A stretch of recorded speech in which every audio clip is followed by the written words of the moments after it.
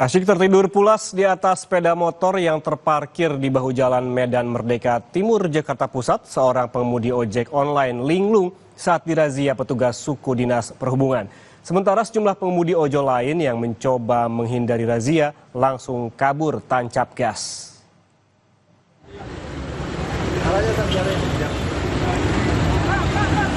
Bahaya, bahaya, bahaya bang.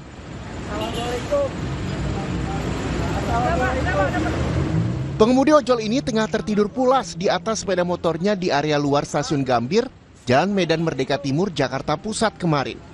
Saking pulasnya, petugas suku dinas perhubungan beberapa kali memanggil dan membangunkan pengemudi ojol. Pengemudi ojol yang terbangun karena kaget langsung kebingungan melihat banyaknya petugas di sekelilingnya. Dirinya mengaku sengaja tidur di lokasi tersebut karena lebih aman dari aksi pencurian ketimbang di tempat yang sepi. Istirahat. Saya mau mangkal di mana ya? Emang mangkal di sini. Dia lagi istirahat tidur. Iya, pagi-paginya. Habis ngalong apa gimana, Bang? Iya, ngalong. Nah, ini kan di sini dilarang nih, Bang, ada rambunya nih. Kenapa, Bang, berhentinya di bahu jalan nih, Bang? Kan bahaya tidur lagi. Ya baru tahu sih. Biasanya sih nggak ada. Nggak ada nyari tempat lain gitu yang lebih aman. Tempat lain lebih bahaya soalnya kayak sering kehilangan. Kalau di Bali kan ya Rame gitu.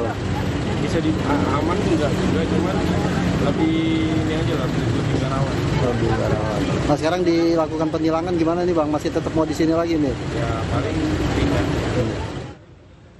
Selain parkir di bahu jalan, sejumlah pengemudi ojol lain yang tengah mangkal di sepanjang trotoar ikut dirazia petugas. Tak sedikit pengemudi yang kabur tancap gas.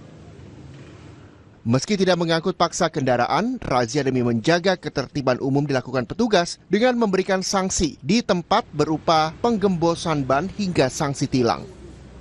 Parkir di bahu jalan dilarang karena dapat mengganggu pengguna jalan lain, termasuk kendaraan darurat.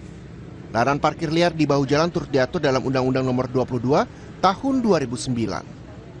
Parkir sembarangan dapat dijerat pasal 287 ayat 1 yang berbunyi melanggar rambu-rambu atau marka dipidana kurungan paling lama 2 bulan atau membayar denda Rp500.000. Iksan Apriansyah, Kompas TV, Jakarta.